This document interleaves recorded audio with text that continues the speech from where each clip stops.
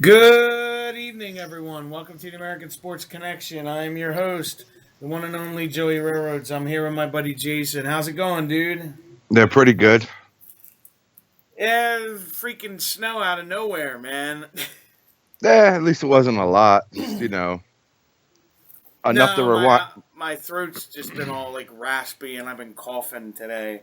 Yeah, it was like enough snow to remind you that it's still winter. Well, the temperature the last couple of days has done that as well, Yeah, that too. and the friggin' wind. Yes, it's been brutal. All right, before we get started on Super Bowl 51, if there's anybody that wants to find us on social media, it's facebook.com/American Sports Connection or on Twitter at AM Sports Con, CON Pod, POD. And if you want to contact Jason on Twitter and bullshit with him, he is at A Geek of Nature, all one word. Yeah, one word.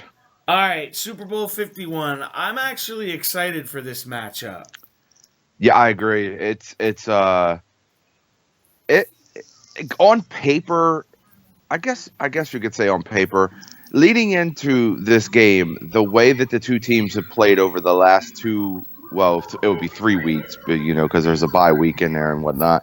Now, but the way they played coming into this game in the playoffs would lead you to believe that we should have a very good game. Yes. That's what I'm thinking. For everybody at home, I figured we would break down each position and see which team has the advantage. Sounds like a good thing to do. All right. Well, let's start off with the most important position in some people's eyes, the The quarterback kickers, position. the kickers. All right, quarterbacks. Um, what do you think? Because it seems like I always jump and answer. I'll let you throw yours out there, All and right. then I really like Matt Ryan. He's probably going to win MVP this year. However, I can't bet against Tom Brady in a playoff situation. unless he's playing Eli Manning, Yes, or Denver. because yeah, oh yeah, well, last year's Denver. Yeah. um, yeah, I agree. Of course, this is the matchup to watch. Like those two guys, they don't play against each other, but they're the two guys I think that you're going to have your eyes on the most on the field in this game. Brady being you know, uh, he's a legend at this point, definite Hall of Famer, all that stuff, probably wants to rub another title in Goodell's face at this year. But Matt Ryan, I'm kind of rooting for Matt Ryan. He's a local guy to us. He's had a lot of crap slung at him over the his career because he tends to be, I guess, hot and then very cold and inconsistent, I guess you would say. Plus, um I was going to say, plus he kind of had a meltdown in the NFC title game a few years back against the 49ers at home. yeah, there was that. And I mean, the good thing about that for him though is it was a few years ago at this point. And I think and we'll get into the positions, each position obviously. I think that his offensive line and running game this year have really helped him Yeah. show just how good he is. Because when you can't sit in a pocket and pick apart a defense, you're going to have a lot of bad games and a lot of mistakes, forced mistakes. Because Ryan's, I'm not, I haven't followed him like right to the T, but he doesn't always come off as the kind of guy that is going to have unforced errors. His errors seem to be more of the hurry up and get rid of it because I'm about to get killed variety. Yeah, because But a couple years ago, because I have him in fantasy, he was very erratic. Uh, I'd say like 2 years ago. sounds about right, yeah. Because I think he had a decent year last year, which was front loaded because I remember he had a huge like first month or so of the And then they season, right? fell off the map. Yeah, which was his offensive line. I know that because there was at one point where they seems like they were signing an offensive lineman every week. Yeah. Um, I give the advantage in this to Brady, obviously, because he's Tom Brady. It would be hard for you to put any quarterback on paper against Brady and me to pick that quarterback. Exactly. But Matt Ryan is, right now, especially in these playoffs, a stud quarterback. I was going to say, Matt Ryan's not chopped liver. No. Matt Ryan is like when you get that ice cream sundae and they throw that amazing brownie on top of it instead of a cherry. If you know what I mean. A fat guy giving food analogies is kind of obvious, but I know what I'm talking about. But yeah, man, I really think that like you're looking at one of the best Super Bowl matchups we've seen, and maybe because last year it's not the same Peyton Manning. Thinking back like to the Kaepernick and Flacco, that's not anywhere near this matchup. No. I think you may be looking at the best quarterback matchup in a Super Bowl we have seen in a while. I guess you could say Brady and Eli because Eli does show up in the Super Bowl. But yeah, I think right now we're looking at possibly the best quarterback matchup we've had in a while, and hopefully the best game we've had in a while. I mean, the Seattle and New England game was fantastic, obviously. The finish was out of this world, just crazy. Yeah. With questions, but like why you throw the football with Marshawn Lynch. But yeah, I'm going off on a long tangent. Yeah, sorry. No, you're fine. All right, next we have the running back position. Yeah. All right, you did quarterback. You want me to start running back? Yeah, go ahead. We'll flip-flop every position. Sure. To be honest with you, I know I just put all that emphasis on quarterbacks and said how great it is. I believe this game is going to be won by this position and not quarterback, wide receiver, other positions, because I think whichever team can develop and sustain the best running game has the best chance at winning. Yes. I agree with you with that. I would say I really like Atlanta's 1-2 punch with Freeman and Tevin Coleman, and they can not only run it, they can catch it out of the backfield. Yeah, with Coleman definitely being the better dual threat out of the two. Yeah. But Freeman is a great running back. And see, it's so hard to call it because Deion Lewis isn't a slouch either. No, James White isn't a slouch, and then they have LeGarrette Blount, who I could argue is one of the best finishers in the NFL right now. Yeah, meaning, he brings the hammer. Yeah, putting the ball in the end zone and also holding onto the ball and getting the short yardage they need to maintain drives, sustain drives. Yeah.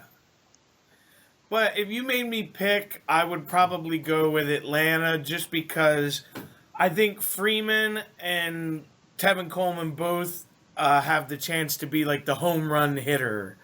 Yeah. Yeah, I agree, and I don't even need to add anything. You pretty much covered that perfectly there with, the home run hitter analogy. Yeah. All right. Next we have wide receivers. I actually think, because people say, oh, it's Atlanta easily. I don't necessarily agree with that, but I think they actually have more depth behind Julio Jones than people kind of realize. Yeah, I agree with you there. I think Atlanta does have the they definitely have the better wide receiver core, and they definitely have the better playmakers. But there's just always something about those New England receivers that when they need to come up big and when they need to do something, they just get it done with Hogan and Edelman and with the other little guy. Why can't I ever remember his name? Amendola. Amendola, yeah. Danny Amendola, yeah. And then they have Mitchell, the rookie that's played well. Yeah, their receiver cores are – you have two of the – about as bigger opposites as you can get between these two wide receiver cores, because the Falcons have like that big play size ability, and then New England just has that possession, catch the football, make a play when they need to make it, small kind of find space guys. And I think that's what I really like about this game is that you're getting two teams that match up against each other very well, but they do it in different ways. Yeah, I was gonna say you talk about like the home run hitter, big guys for Atlanta. Well, as the season went on, as being Eagles fans, they got another deep threat, little guy with Gabriel. Yeah. Gabriel, who they basically got off the trash heap from the Browns. Yeah, Um, which just shows you about how their talent but yeah, scouting well, works. and what's helping him is he's usually lined up on a slot guy or a third or fourth corner. I will argue this, and you may agree, disagree. I'm sticking with my argument here. This Falcons offense may be the best and the hottest offense coming into the Super Bowl since the Greatest Show on Turf Rams. Yeah, I can agree with that. I believe it was 2000, the 2000 Rams. Yeah, I can agree with that. I see the matchup to me is people are like, oh well, the Patriots are gonna take your best weapon away. Well, if they could shut Julio Jones down, then more power to them. Yeah, if Malcolm Butler stays on Jones and limits his output and his big playability, I believe the Patriots are going to win this football game. I just don't think that there's a man in the NFL who can stop a on fire, just Man full on man. Julio Jones. I just don't know if there's that guy because the Falcons beat up on the Seattle defense. I mean, them beating up on the Packers defense, who cares? That I expected that, everyone did. But this Falcons team right now, offensively, they're a juggernaut. I don't think anybody can deny that, and that's why this could possibly be I think it's going to be like a very exciting game. That's what I'm hoping for. That's what I think we're going to get. But there's also the chance that you're talking about a Bill Belichick game planning guy who seems to always find that way to just shut a team down, Yes. Well, sometimes because he never did it to he didn't do it to the Giants that year, but we could see a replay. You give Bill Belichick 2 weeks, he's going to figure something out. Yes. All right, next we have the tight end position. Oh, man, this one's rough because you have to think about it there is no Gronk. So that goes out the door. I mean, they still have what's his name? Bennett. Bennett, yeah. At tight end though, I think Atlanta may be deeper with the Tulolu and Austin Hooper. Yes. I think Atlanta has a deeper tight end, and I think Atlanta can find ways to mix their tight ends into that full offense a little more than New England can. New England runs like a old traditional tight end kind of route and set, and that Hooper kid can actually get down the seam. Yeah, like he's like more of the tight ends are today, where they can kind of line up in the slot and go down the field. Yeah, and this is why I like Atlanta's offense. If you do happen to shut down Julio Jones, you still have a couple running backs and a couple tight ends who can get into the open field and hurt you. And that's where you have to have Malcolm Butler one-on-one shut Julio Jones down because you need that linebacker and that safety and that nickel back help with the other supporting cast next to Julio Jones, Yeah. And it goes that way as well with New England. But to me, this is a game of if New England can shut down Atlanta's offense or not. That's what I think this whole game rides on. Yeah, I can completely agree with that. It's if New England's defense shows up. Yep. All right, next we have the offensive line. I don't. It's kind of like a toss-up to me on this one because if you watch both of the teams, their offensive line has created about the same amount of. Yeah, I was going to say Atlanta's has actually gotten much better from last year considering all the injuries they had. Oh yeah, Atlanta has. I mean, Atlanta's exceptional offense is due in part to what their offensive line has been able to do this year, because they could have done it last year if they had this kind of offensive line. This year they're doing it because that brick wall is there now. Yeah, and then you don't have to really create much for Freeman or Coleman, and they can get through. Yeah. Because they're they're hole punchers. I would call them. I call them hole punchers because And basically, the big thing here is both these lines are keeping their quarterbacks for the most part upright. yeah, thinking about it, I kind of give the Patriots a little bit of an advantage, offensive line wise, because of the experience. Yeah. Um, Because they've been here before. They know how to win. yeah, but I mean, the Falcons have Alex Mack and Andy Levitre on their offensive line, and those two guys are both I would call them Pro Bowl type of guys. Yeah. So hey, I mean, we got us a good matchup there on in the inside, Yeah, yeah. in the trenches. Right, I agree. All right, I'll take this one next. We're going with the defensive line. And to me, it's the Patriots are ahead in this one, even though Atlanta has Vic Beasley. Yeah, see, it's hard. I have trouble comparing these two because they run like different schemes, Right. I would give the Patriots defensive line and defense as a whole the advantage here, but I think it goes back to the other sides of the ball too. It's tough, man. I agree with that. The one thing I will say, and me and you talked about this off air, is it's amazing how the Patriots, they lost Vince Wilfork in the middle, and they just plugged another guy right in, and it's very hard to run against them up the gut. Yeah, I mean, I give credit to Alan Branch. The guy is just a huge like log in there too. I mean, Yeah. Wilfork, was great, but Alan Branch is still a good nose tackle.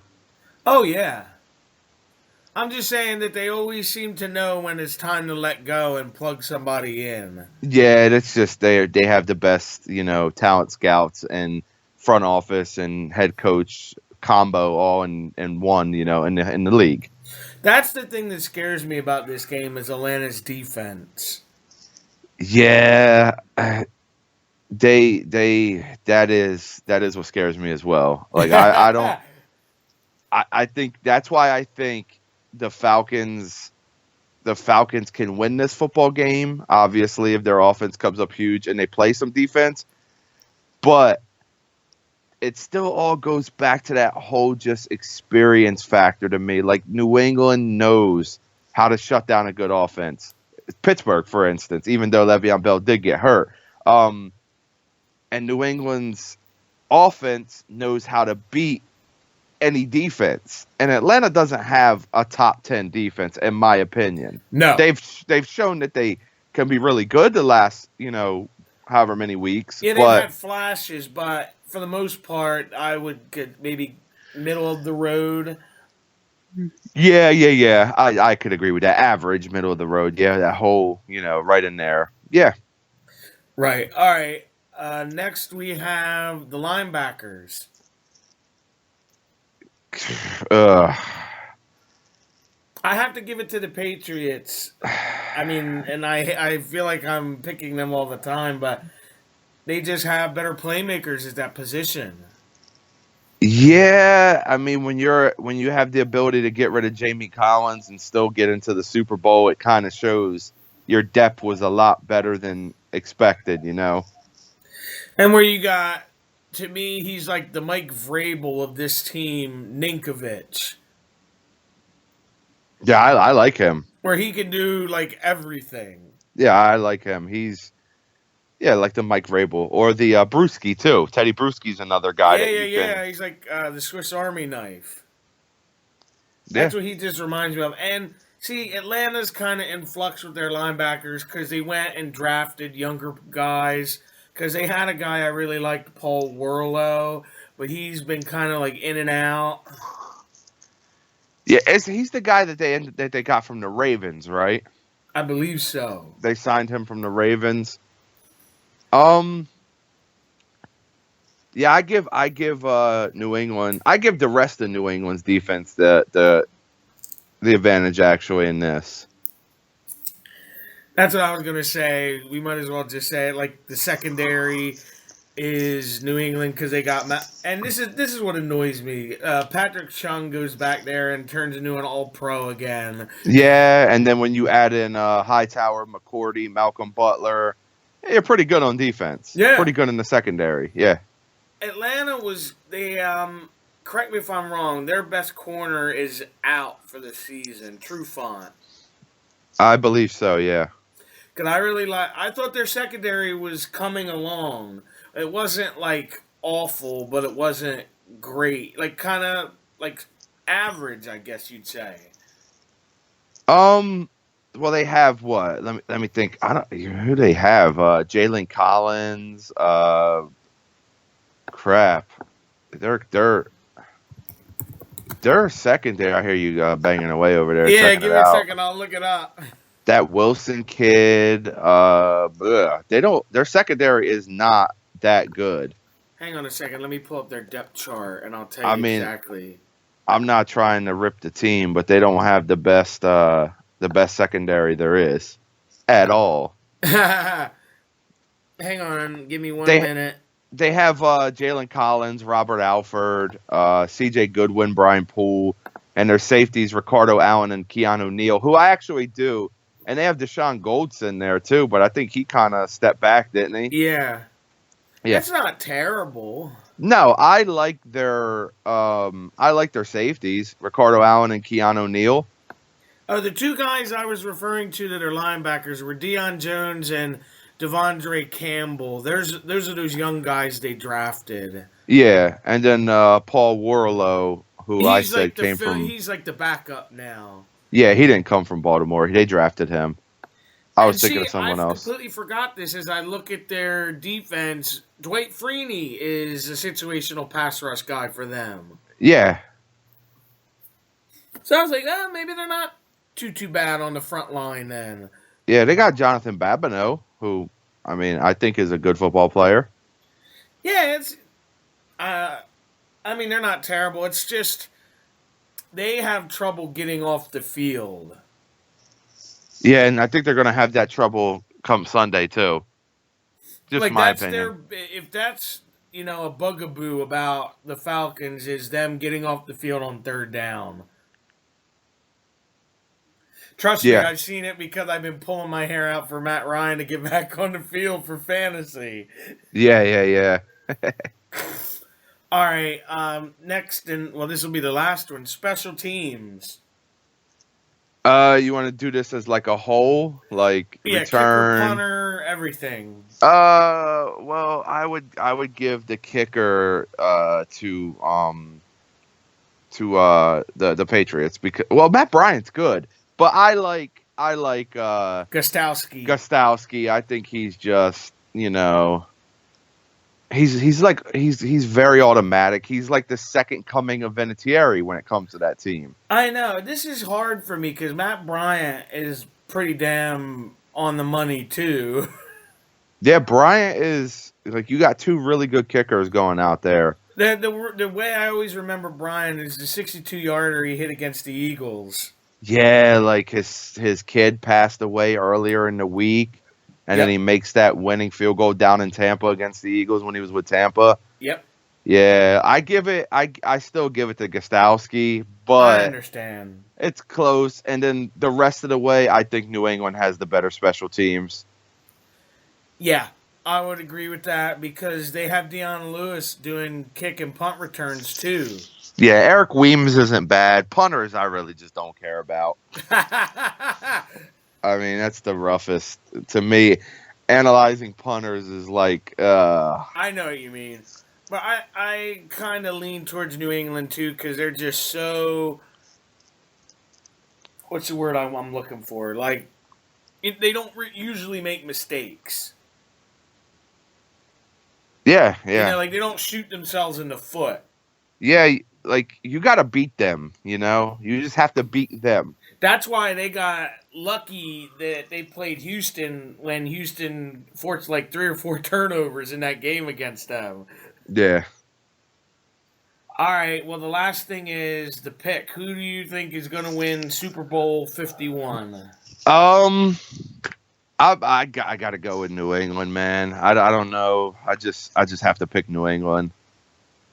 I know I hate to keep like agreeing with you, but I figured New England would probably win by like a touchdown or like a one possession game. I think Yeah, you didn't agree with me last week. I picked Pittsburgh. that's So true. you got it right. Um you want to do a score just for the heck of I'll it? say uh 31-24 New England. 31-24. That's kind of I already wrote. They speak English today. Yeah. I had 29-24 New England. Okay. So we're not too far off. No, I figured it would probably be a high score game because at the very least, Atlanta, their guys are going to get something. You know, they're not going to get completely shut down, I don't believe. Yeah, I can agree with that for sure. Like, it's almost like if you're New England to me, you let him get his, but don't let everybody else beat you. Do you want to throw some more predictions out there to do some stuff like who do you think wins MVP? Yeah. Okay. I got Brady. I will go because if New England does win, I don't think they'll want to give it to him. I'll say Dion Lewis. Okay, that works. What else could we pick? I guess that's about it, right? Yeah. Who's even Yeah. doing the halftime show? I think it's Lady Gaga, right? Oh yeah. I don't know if she has any special guests or anything, but that's Yeah, what I that's right. I remember that because they were hyping it up like during the season. yeah. That might not be too bad. I think Luke Bryan is doing the national anthem. Okay. Who I don't mind him. I've seen him in concert a couple times with Candace. He's a good performer, if anything. Yeah. I wonder how many because they always give the how many people watch it every year, like what it'll go up to this year because it goes up and up every year. Oh God, it's with this game. You're gonna have Brady back in it. You have a really good matchup. You have a team that hasn't been in it in a while. I think last year they said they had like 120 million or something. So it'll probably do a good rating. Yeah, let me actually check the rating real quick. I'm not trying to like prolong it, but No, you're fine. Super Bowl 50 had 111.9 million, which is the third largest ever behind 48, which was the Seahawks and Broncos. Right. Wait, is that right? Yeah. They have these Super Bowls mixed up. Either way, I expect it to be over 111 million people. Oh, I have no doubt. The highest ever was the Patriots and Seahawks at 114.4. I think it could go higher than that. Let me see what the Eagles was. The Eagles aren't up here. Yeah, the Eagles and Patriots Super Bowl isn't even in the top 7. Wow. Huh. That's interesting. Well, you also have to remember too that was what 12 years ago now. Yeah, And 04. yeah, well 05 Yeah, being that it was yeah.